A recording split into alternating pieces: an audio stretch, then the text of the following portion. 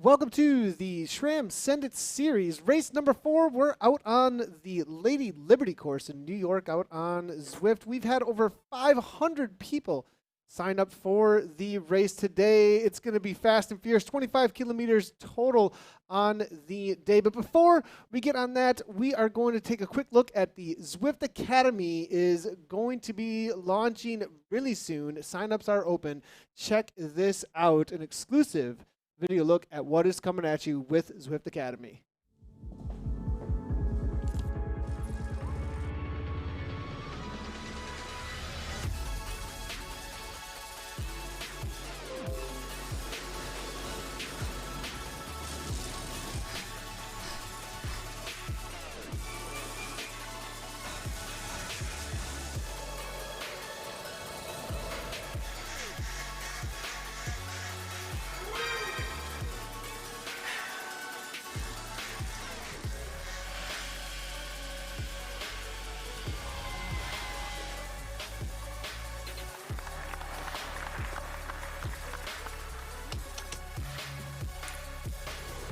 Take us there, come on.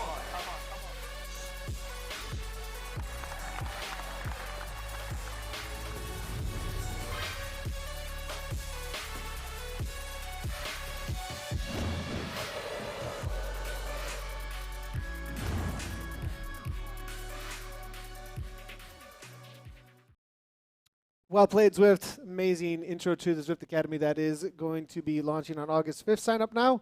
Signups are open. Alongside me for the race today for the SRAM Send It series, though, with over 500 races on Lady Liberty, is Pat Shaw. Pat, welcome to the race. What is going on here? NRS racers versus the community. Well, not being versus, but racing with the community. What do you think is going to happen today with a shorter but very intense race? Yeah, it is short. And I think we're going to see intense racing, but we've seen that already. Been really impressed with the women's series.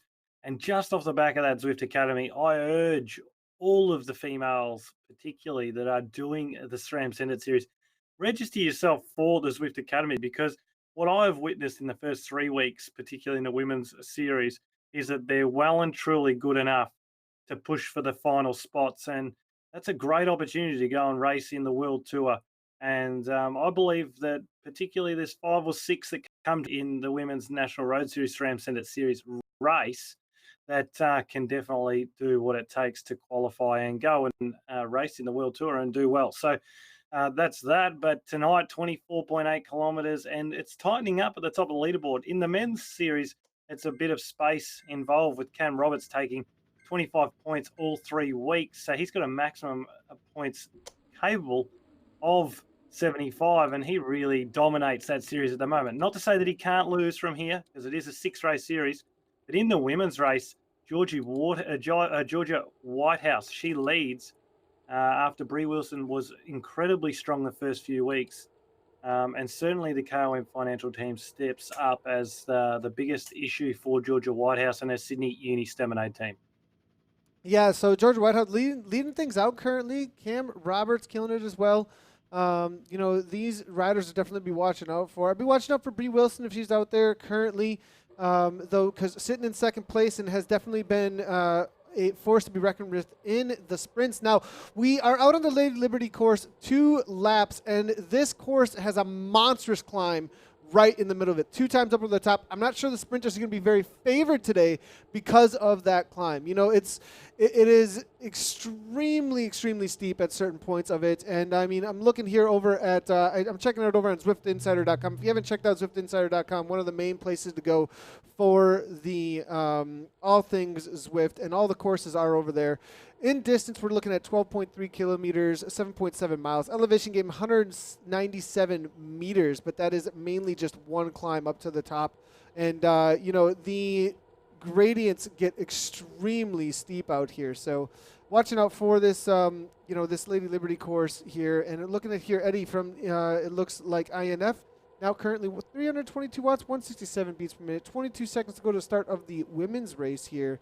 As we move forward a little bit, though, here, we're going to see if we can find the front end of this race real quick to see who's leading things out. It is going to be Jones on the Turbo team. Ollie Jones Looks like Feet and Bees here as well from Oliver's Real Food Racing. Jeffrey Creel's in there as well from the Vision team. We're about to take off here now from the start pens with 65 riders. We had 342 in the men's race, and now in the women's race, it looks like about 65 riders here. Roper here from ATQ now, 67.2 watts per kilogram to kick it off with the furious starts we usually see out on Zwift. And look at the heart rate here, Pat. 176 beats per minute. These are all-out efforts right from the get-go. Yeah, well, you get to warm up on the line. You just don't move anywhere. So they certainly come out of the blocks in the women's race and the men's race.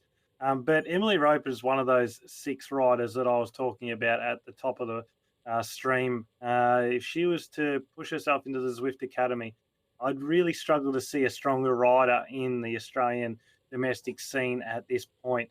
She really ticks a lot of boxes for me, physically, but also mentally. And I really think she's got what it takes to go to the next level. But certainly there's been plenty of riders to put themselves to the forefront of the series in the first 3 weeks. It'll be interesting to see how particularly Emily Roper finds, and also probably Sarah Gigante find this tougher circuit in the center of the lap. This gives them a really good chance to break things up. Yeah, we'll have to see how it works out here, as Roper is just coming back from a U.S. campaign. They're racing our national series over here. She currently sits 3rd in the series, so it looks like she was actually tuning in to the races, logging into the races while on the road. One of the cool things about Zwift that we've seen with a lot of the pro teams as they take on their summer season, usual cycling season campaign in the road genre, they're able to jump into the middle of the weeks for some hard training here, get some midweek tune-up here. Out on Zwift here. So Barrow toward the front, another one we've been talking about a little bit here. One of the strongest hill climbers in the NRS. I'd be watching out for Barrow. Justine Barrow, we see her making her way to the front of this pack, and I think she is definitely one of the favorites on the day. If she is one of the stronger climbers. If she shows up with those legs, those are going to be the ones that are going to be winning the race today, I think, unless for some reason the packs can hang on. Speaking of climbing, though, the men are starting to take on this KOM now. Ollie Jones heading to the front now, 6.8 watts per kilogram coming from him for that turbo team. Feet and Beast following up very closely. Kirchmer, their last week's winner, now making his way to the front here. Jeffrey Creel trying to follow it up there. Innovation, they're one of the innovation riders that we saw the alien kit making its way to the front. That is going to be S. Lindsay here. Line of Vijasen here, coming from the Canyon ZCC team here. Canyon team representing Belgium as well. I've been watching out for him. He actually made a post out on the social media saying it's time to get the legs opened up again because he is also going to be a part of the Zwift Classics race. So I think he's looking to tune up midsummer here. Velo Club here with Innovation making the way to the front, though, as it looks like an absolute monstrous effort here coming from this man from the Loundown. I'll be watching out for him. But it looks like Viastin here looking to close things down at 186 beats per minute, though. This is everything you got to the top, though, because it's just 2 times. And I think they're going to throw everything and the kitchen sink at this climb because there isn't a whole lot in between, Pat. Yeah, this is brutal. And you can already see so many riders. Unfortunately, the day is done. And that's why you can see that some of the riders you'll see have done an activation ride before the race. And a lot of people will say, I want to keep myself fresh because the fresher I am, the better I'll go. Not always, particularly if you start an event or start a race that starts very early on a climb like this. You really want to come out of the pen really firing. And a rider that's going to come to mind tonight, and keep an eye on him, Jack Aiken. He was really impressive a couple of weeks ago for Subaru Anchor Point.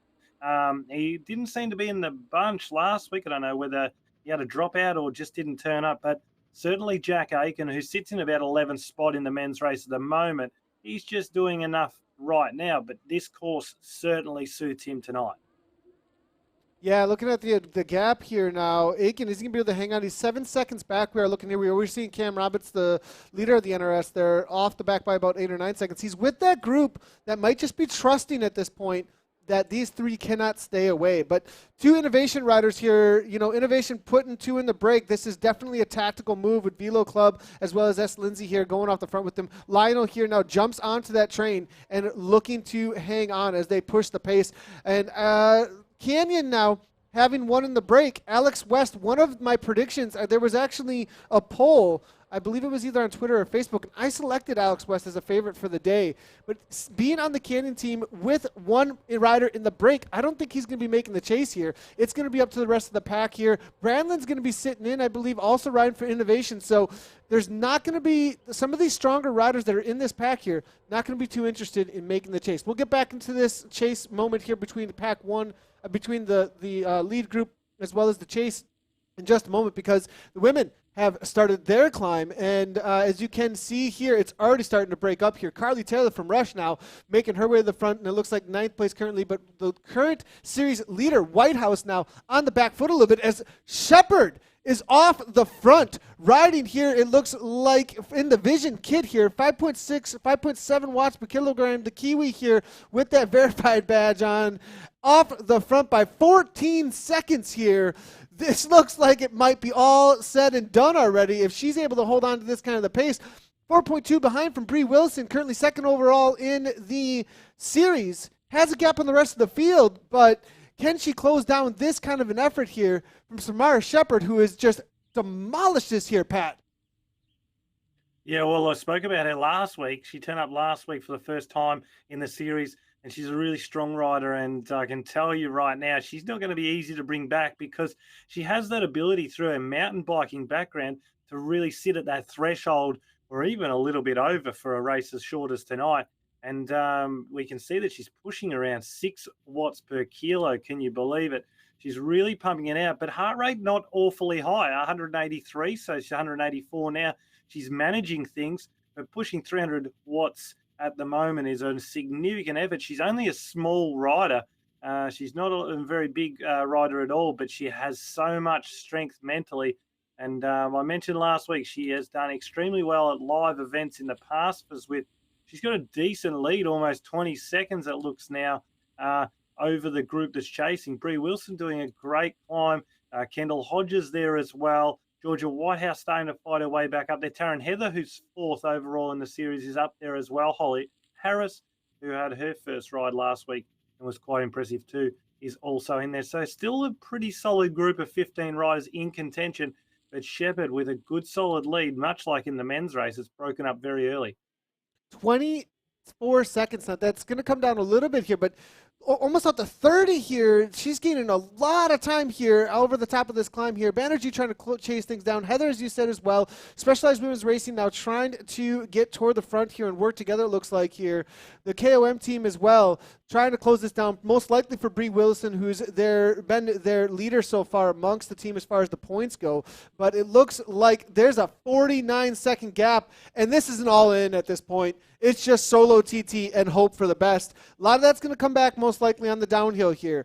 Back in the men's race, though, the action is just left and right on such a great course for this racing out here because it's just nonstop. The break was caught, and we are seeing here that it's calmed right on down here, and now there's a little bit of a chase group a little ways behind. Kim Little here in and amongst the riders here, as well as Melville. Howell is in there as well. Brian the Garbo is in there here, and it looks like Vialson, along with, I believe it was the innovation riders, Lindsay and one other who had gone off the front there, but they have been caught. 5 seconds is the difference now, and they're allowing this to come back. The question is, was there anybody in this chase group who has sat in and just trusted that this would come right on back and has saved a few matches for the next time up over the top here? 4.9 miles in, or in the kilometers, I believe we're about, I think 11 or so. We're actually logged in on the Nathan account here, so apologies to those on the kilometers. That's definitely not a kilometers, but Cam Roberts here, 5.3 watts per kilogram, the NRS leader here, playing it smart so far. We saw him following the wheels, Pat, in the climb, and I think he was trusting and has, gambled correctly here and rolled the dice that this would all come back together, and it's exactly what happened. Well, just the watts per kilo is just unsustainable for those 3 riders that went off the front. And I was going to touch on that. Just don't want to go too hard too early. This is a really solid group. Nick Squalari is in there too, a very good time trialist. Ollie Jones, a Zwift Academy winner in the past. Albi Okwani, who is an ex-Australian road champion. We spoke about Jack Aiken already. Kieran Lewis, who's been very prominent in the series already. Great to see some new names. Dylan Hopkins from the Phoenix Collective National Road Series team. Jesse Featonby is in there as well. So some very strong riders still to play some cards in this race yet. And there's still around about 35 riders in contention in the men's race. Troy Herfoss is also in there, and Brian Kalea, who was really, really strong last week as well. So there's a lot of racing to go on yet in the men's race, even though we had that really quite antisocial start, I'll call it. Anti-social start. Well, a couple of counterattacks here coming through. Innovation right back to the front. They're not messing around, it looks like, but I'm not sure it's going to go much of anywhere. Maybe it's just a little more anti-social there on the front, but nobody's allowing him to leave the conversation just yet. Creel now at the back here, 6.5 watts per kilogram, now 1.9. You can see on the right-hand side of the screen. Real quick, for those who might be unfamiliar with Zwift and what all of the metrics are on your screen right now. On the right-hand side, you can see all of the riders, where their country flag is, where they're at, or at least what country they are representing as their home country on the right-hand side of the screen. The current place for the rider that we have selected, Creel here, 36 at the back of this pack of 36, as well as the time gap back to the next ones here, 125 it looks like for Jay David to the chase group there behind. In the upper right-hand corner, you see the map as well as the gradient that the rider I'm currently selected on is climbing.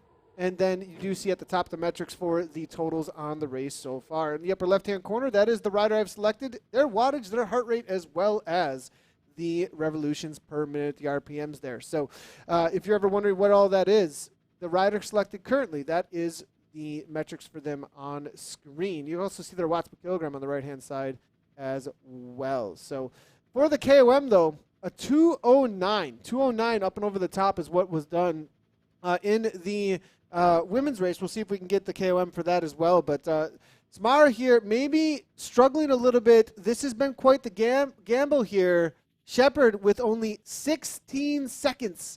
And there is quite the pack of women chasing her down here. As you do see Bree Wilson sitting in, getting the advantage of, it looks like a few of her teammates there. Banerjee as well as MW, who are seeing quite a few of the KOM riders here in that yellow CRCA kit, you can see, trying to make that chase. Now Specialized Women's Racing making the way to the front here. It looks like there's about 9 riders in this pack here trying to chase down the solo rider off the front. Looks like T. Heather here from Specialized Women's Racing here moving to the front, 4.5 watts per kilogram. Hodges now, 6 watts per kilogram, as you can see, coming through. 10 seconds is all it is.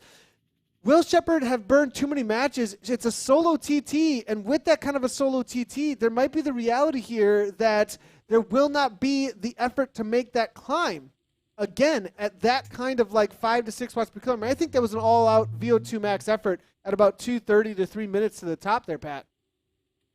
Oh, it certainly was a big effort, and although she's very strong, this group is working really well together. And what we've seen is Justine Barrow. She's in there, and I tell you what, she can put in a really strong climb next time around.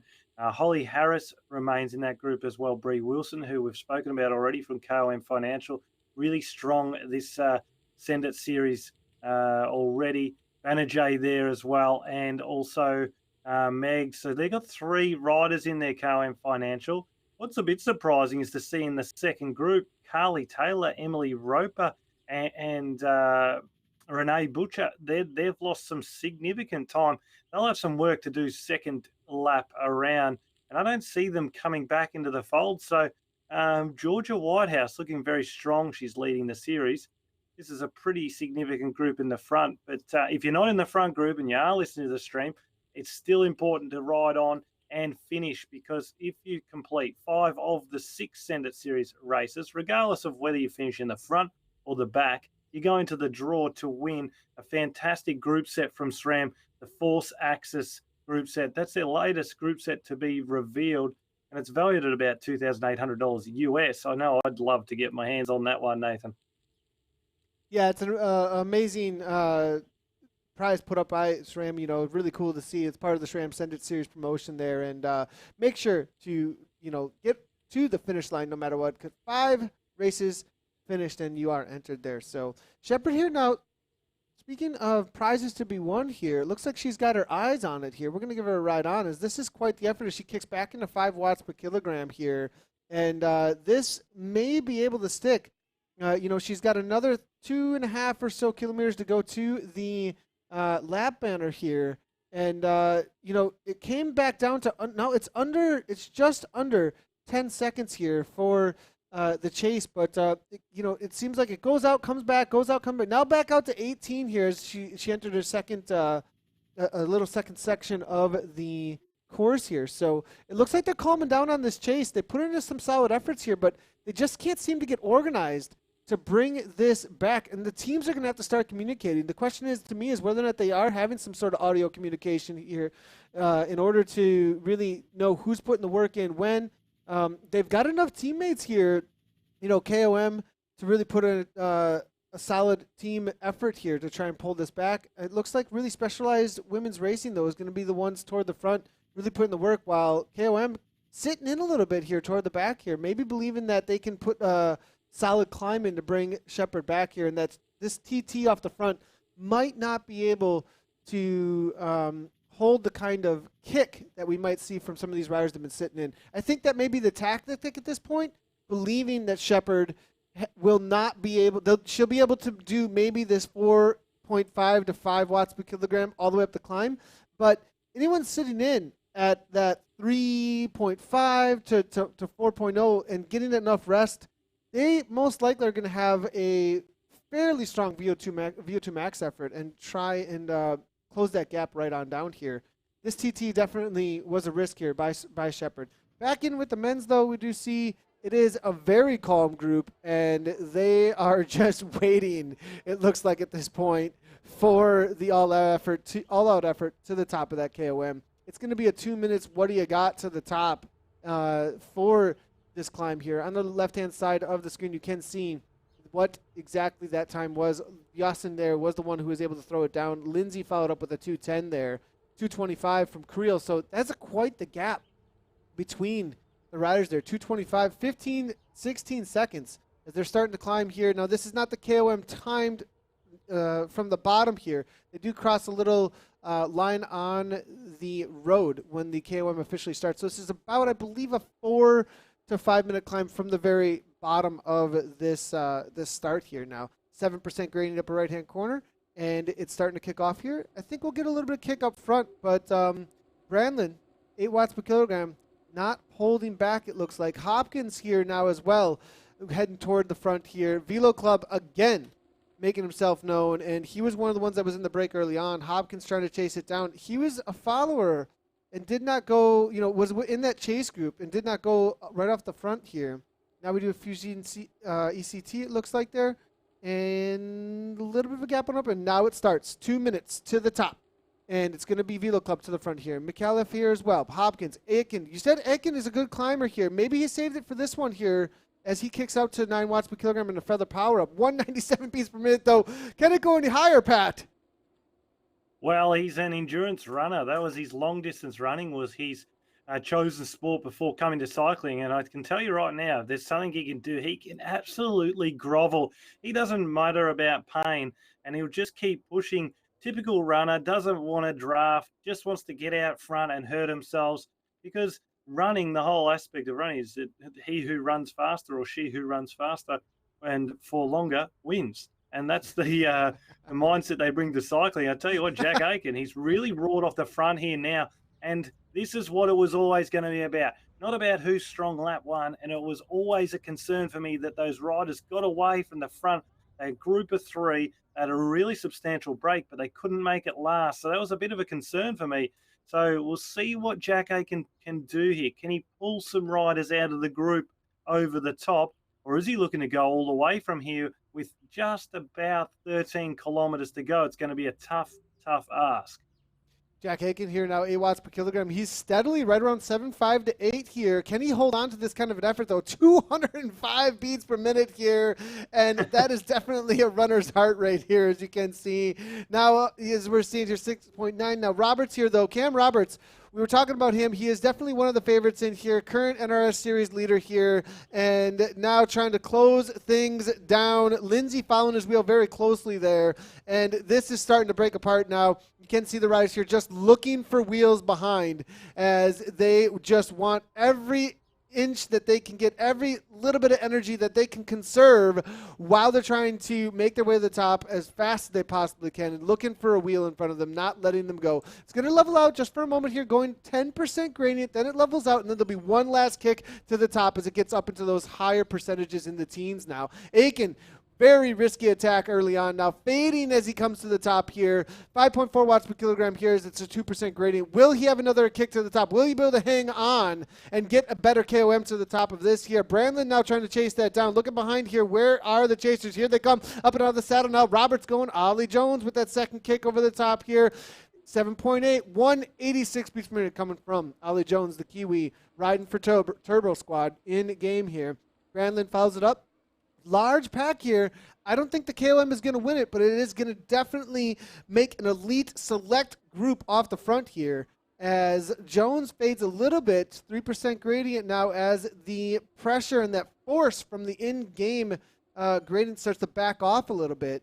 It's a little bit easier to push the pedals sometimes when there is that force against them when you feel that gradient here. Roberts here now kicking into 5.6, and Feather Power up here looking for an arrow for the sprint to the line, as we do have, it looks like, Kirchmer in here, last week's winner, Larson as well, 13 riders, group of 13 off the front. I don't think they're going to see him again. Herfrost with, ooh, arrow power up, that's pretty lucky.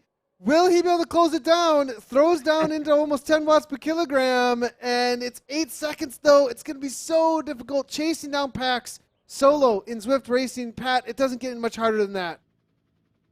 No, and I think unfortunately just not early enough with that aero power up. But this is a select group in the front. Jack Aiken, he may not have stayed away, but he certainly achieved his goal, which was to have a select group come off the front in which he could potentially go solo towards the end. Regardless, I've got to tip my hat to him because that was an incredible climb. And we saw that heart rate peak up over 200. I think the reason that he really slowed down towards the top was all those ride-ons sitting in his back pocket. I think he's going to be pretty impressed when he finishes the ride. Just how many people gave him a ride on. His back pockets were absolutely chock-a-block. Well, we are seeing the riders here now with a couple of attacks toward the bottom here, trying to get away to it. It's going to be, we lost the front riders for just a moment. We'll get back to them in just a second. But back in with the women's race here, they are starting their climb. And it looks like it is going to be still led out by Barrow here as she starts the climb here. Bree Wilson there as well. But Shepard here was able to hang on to about 12 seconds at the bottom of the KOM here. Bree Wilson here now putting in a solid effort to close things down. Second overall in the series right now. Very motivated to bring this back here.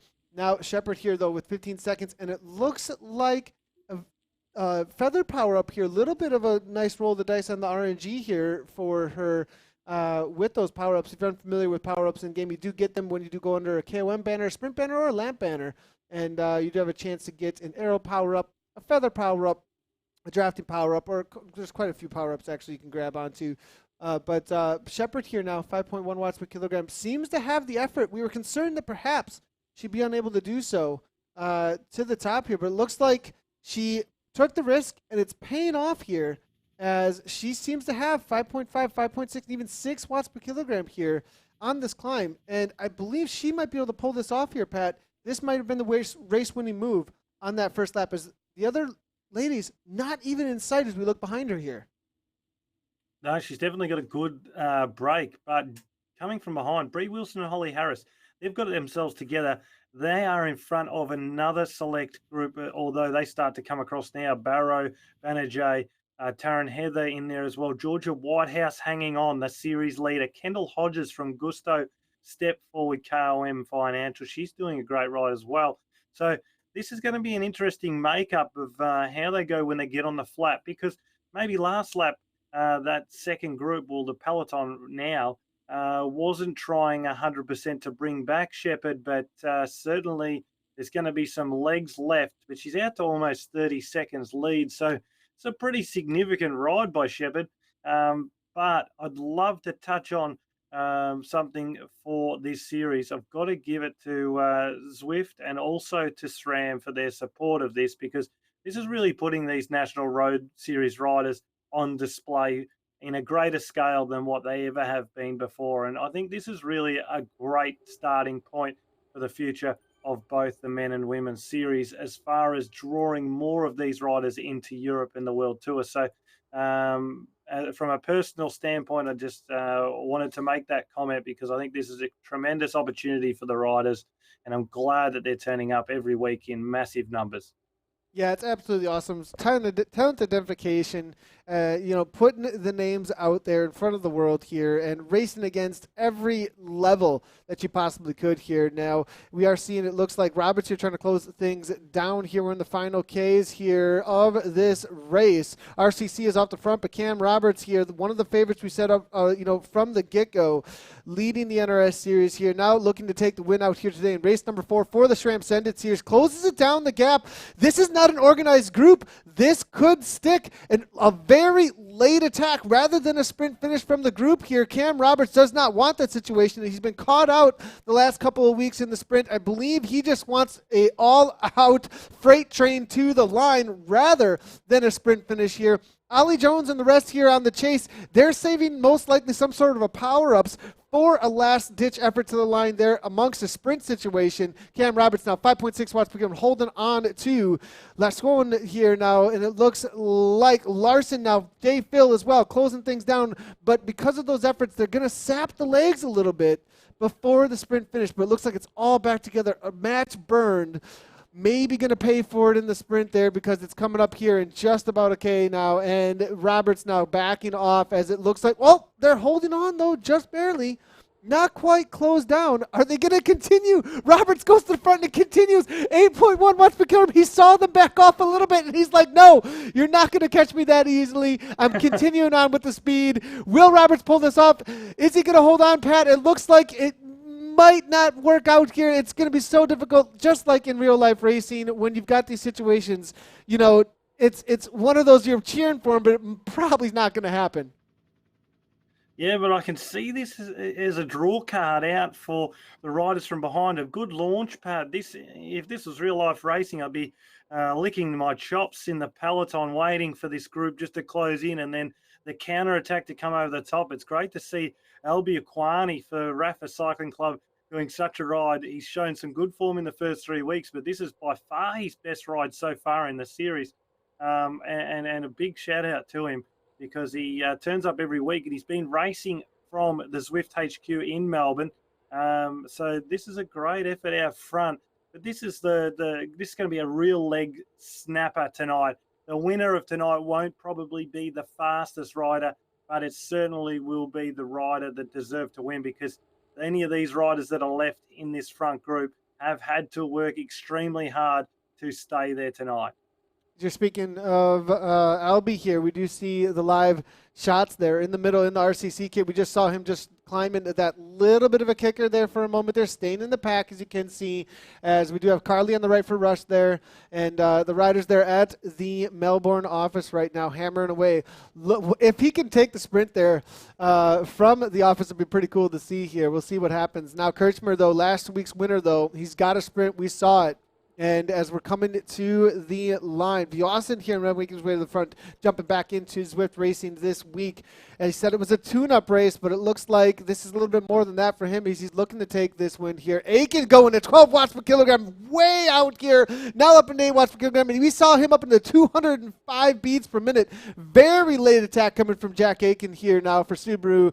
And now, will he be able to make this happen here? He's got about 10 beats to work with, as you can see. And he's got a 2-second gap here. They're sleeping a little bit. Cam Roberts says, no, don't let this go. 170 beats per minute, 11 watts per kilogram here. These attacks this late are really sapping the legs, and these might work out here. This course seems to be favoring almost those who just want to kick and get off the front and not have a sprint effort. These little punchers toward the finish line here, allowing these riders to use these gradients and put some hurt into the legs here. Aiken here, if he can get organized with Roberts, but Roberts doesn't hold up. Aiken fading. Roberts says, no, I'm just going. I'm TTing away. 8 seconds, 9 seconds. He's got the gap at this point. They're letting him go. It might be done, Pat. Cam Roberts might win this outright. Yes, well, he's done the smart move. He's done the counter-attack, and this is a huge gap now. 12 seconds between Cam Roberts and the group itself.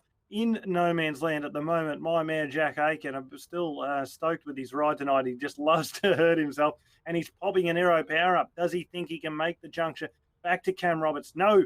Cam Roberts continues to push harder, 7 watts per kilo, 6.5 watts per kilo at the 24-kilometer mark. He has 18 seconds on the peloton. He has won every single round so far. The 3 rounds of the Send It series, he has taken out all 3. And it looks like he's going to go 4 in a row, except tonight he won't just win the National Road Series category. It looks like he's going to win the complete race, which is absolutely amazing effort. He's timed the move to perfection, and you've got to be stoked with that effort. Back in the women's race, I tell you what, I've been watching over on Zwift Power and the KOM Financial team. I've talked them up every week, but again, with Banerjee, who has absolutely sacrificed her race 100% for Bree Wilson tonight. She has been driving it on the front. And Bree Wilson has 2 teammates with her in Banerjee and also Meg W. And they are absolutely trying their heart out to catch Samara Shepherd in Cam front. Roberts, but Samara though, here. Shepherd, she is still staying. Pat, Cam Roberts, across the line. What an amazing effort there. Takes down the win. Aiken almost able to hang on here for second. He does so just barely there at the line. What an amazing effort there. We did have, I know some of you saw it on screen there, Howell there, I believe, had a little bit of an issue there with this trainer. And that was why you saw him come flying by at the end there. So there was some sort of a lock there for his wattage there. But what an effort there by both Cam Roberts as well as Jack Aiken. First and second across the line, just absolutely demolished that late attack. I thought for sure it was coming all back together, and we were not going to see that kind of a situation at all. But, you know, the attack there from Aiken, countered by Roberts there, able to hold on and showing us that it's not always a sprint finish. Sometimes the risky moves, if you got the wattage, can make it happen there, Pat. Yeah, for certain. And look, we spoke about it being an absolute leg snapper tonight. And towards the end, it was that Jack Aiken did that massive effort up the main climb. But it was Cam Roberts that closed it down, believing that he had the legs to go on with it. And certainly he did, because it was the next attack, which was Cam Roberts and Albie Kwani, who went out front. Then when that came back, Jack Aiken, to his credit, he went straight over the top, put the pressure on the group. But again, Cam Roberts, what did he have? He had all the answers tonight, and he's come home the winner, and the winner quite prominently. Glad to see Aiken hold on for the second place, and then Ollie Jones rounding out that top 3. So significantly strong group on the podium in the men's race. Yeah, amazing effort all around there from the men. And Ollie Jones just, holding off there the rest of the pack here. We're about to have a finish here from the women in just a moment here, but here is the men's race results here. Cam Roberts, Jack Aiken, Ollie Jones, Sam LeBrandlin, Ryan Larson, followed by Stephen Kirchmer, Sam Lindsay, Alex West, Albie Lacune. Help me with that last name there, Pat Shaw? Ioquani. Leo Kwani. All right. I don't think I would have forgotten that one, no matter what kind of help I got there until that was. It's followed up by Lionel V. Austin there, suffering maybe a little bit from those early attacks now. Now the women's race here winding down as Samara Shepherd has showed us that she's got the ultimate TT on the day in the Vision kit here off the front, the Kiwi. Looks like KOM now here trying to chase down Hancock's here for WLCC. Interesting to see a 16-second gap here. This rider is looking to ride away with it a little bit. Now, this is a NRS mixed with community race. Hancock's is on Z Power for those of you who are watching here. So unable to take a lot of times the race officially, but solid effort out there, and good job and encouragement out there for putting out the effort. You know, the heart rates are real, the efforts are real, that's for sure. But White House here now, we are seeing along with the rest of this chase group here, they're just concerned about bringing Shepherd back at this point. 18 seconds, 22 seconds. The speeds are coming up a little bit here. It's going to be still a battle. There's quite a bit of landscape to work with yet. And it's not a huge gap if they do get organized. They look to be doing so. Barrel here toward the front here. Now trying to put down about 5.1 watts per kilogram over this little hump of a climb now. White House now, series leader to the front, trying to chase down Shepherd. Shepard now 32 seconds. It's come down by about 10 seconds since the last check. Now back up to 57. So the time gap's a little bit different here and there depending on what section of the course they're on. It looks like Shepard with 1 minute at this point. I think it's said and done. Shepard's going to take this down, and that's going to be a lot of solid points here for her in the series here. Now it's going to be a battle for second amongst these women. Yeah, certainly. And you've got a strong trio here in particular. They've been prominent already in the first 3 weeks. Georgia Whitehouse, Bree Wilson, and Taryn Heather in particular. Banerjee, she has really stood out for me tonight. Like, she was driving on the front, doing all the work. And at the end of this race, there's going to be very little left to compete for the points. But KOM Financial, once again, is going to have 3 riders in the top 7. That's a guarantee. Who can take out the sprint from behind to pick up those crucial second-place points as Samara Shepherd is going to take this one out, and she's going to take it out in even better style than Cam Roberts took out the men's. Yeah, it looks like so. I mean, it's all about the climbing legs here for Shepard. She was able to walk away from the rest of the pack there on the climb. 52 seconds gap now at this point. Still kicking solid wattages here now. It looks like Heather, though, along with Banerjee, working together toward the front here, still pushing into that over 5 watts per kilogram time. So they haven't completely given up. And I have a feeling they're going to start thinking, though, about the sprint situation. And the yellow kits is what I'll be watching out for. They got the numbers. Will we see a little bit of a cat and mouse, though, between them? Will they start playing some games, sending some riders out the front? Barrow, now Justine, now we do see her making her way to the front here. Now Heather here from the Specialized Women's Racing in the red and black kit. Now to the front it is going to be Heather as well as Barrow again. Now taking over the front of this pack here. Trading efforts fairly well. Looks like they're working well together. No really holding hands or just looking at each other. As far as the riders that might be sitting in looking for the sprint, I think Whitehouse most likely is going to be the main rider they're going to be working for. We do see her sitting in that 2.0, 3.5. You can see the effort here from Whitehouse. Not, the reality of just coming through and putting out what you need to stay involved in the pack. I have a feeling we're going to see a sprint from this one to try and take Bree Wilson down. This is the battle here, I think, in this pack. Bree Wilson, Whitehouse, 1 and 2. Don't take your mind and don't take your eyes off Taryn Heather either. She's known for a good sprint to the line. So if she could pick up second place tonight, this would really push her up because she's in 4th, but she's only 1 point behind Bree Wilson, who is in 2nd overall, with Georgia Whitehouse leading the series. So this is going to be an incredible finish here, and this is really going to stick points into the pocket of whoever's got the strongest legs at the end of this race. And going into week 5 next week with just 2 weeks to go, the points are getting all so much more vital.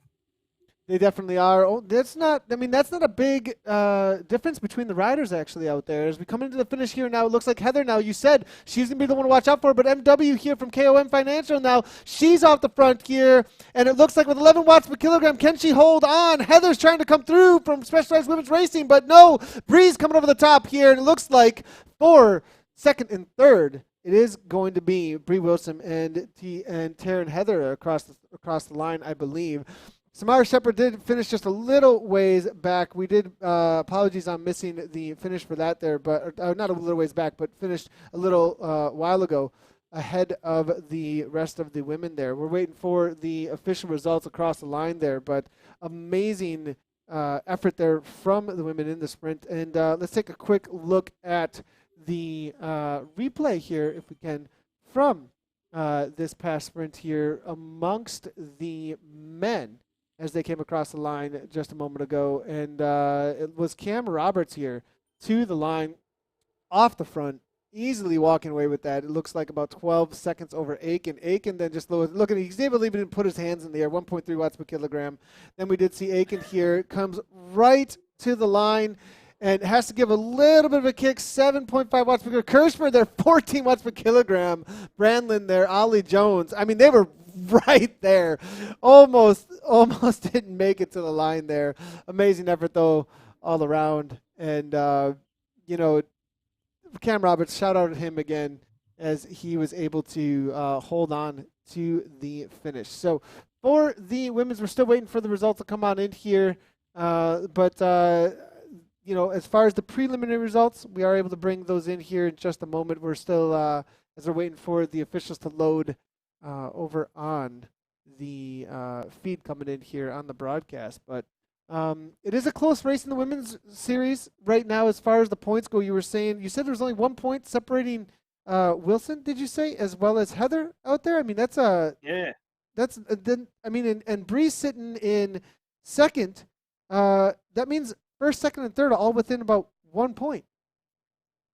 Well, they're all very close. And tonight, with Bree Wilson taking a few extra points on Georgia Whitehouse, that's really going to shake everything up. So the women's race, as often we see now, is looking like it's going to be more exciting to watch in the final 2 weeks than what the men's racing is. And, I say it a lot, but it's often the case that we see them fight harder and they have a more interesting race. And tonight, they really put it to them. Samara Shepherd, she didn't wait around for anyone. She's definitely won very well, but she did it the hardest way possible. But back in the group, Bree Wilson picking up vital points. Same with Taryn Heather. So Georgia Whitehouse, Taryn Heather, and also Bree Wilson will go into next week's race, I think probably within 7 points of one another. And it's going to really be who can finish in the first 2 spots for the last 2 weeks and pick up major points. Yeah, for sure. Now, looking at the final sprint here, I got the quick little replay between the women there, and it was a pretty amazing effort there, as we did see Heather here trying to hold on, trying to get the break and grab those extra points. But Bree Wilson, the KOM, I think, were marking her at the line here, as you do see them, taking that second and third spot pretty easily. So I think it was just watching those who were amongst them in order to take as many points as they possibly could. And here we do have the results here. Samara Shepherd came across 45 seconds ahead of the rest. Meg W. there for KOM and Bree Wilson, as we said. Solid effort by them in order to hold on to those points and a podium. Taryn Heather there tried leading things out, but unable to hold on to the line there. Justine Barrow there for fifth, and then Katie Banerjee for sixth. It looks like Bree Van for Bay Australia there in seventh. Holly Harris there for Specialized Women Racing in 8th place. Kendall Hodges there, 9th place, followed up by Chevron. Aerosmith for KOM as well. So solid effort all around from these women, and amazing racing again in the SRAM Ascended Series. Race number 4. It's going to be 6 races in total, right, Pat? So still 2 races to go. And don't miss out on any action for your ability to race against NRS racers out on Zwift. And pick yourself up potentially a SRAM Force Access group set valued at $2,800 or thereabouts US dollars, which is crazy prize, but it is absolutely brilliant prize, and they've done a great job in crafting out that group set. But don't forget as well, Thursday nights, we got the Chop Series as well, Nathan, and that was a ripper on last Thursday with A-grade taking out 3 weeks in a row. So A-grade, they're definitely not taking it out this week. Yeah, we need the A grade to get challenged. I mean, it's come kind of close, but again, Chop Thursdays, community, all about community racing right there. If you want to jump into any race, obviously jump into the SRAM Ascended Series, chance to win some prizes, but then also the race against NRS racers for sure, but also the Chop, all about category team time trialing. These categories, C category, B category, A category, all racing against each other in a handicap race.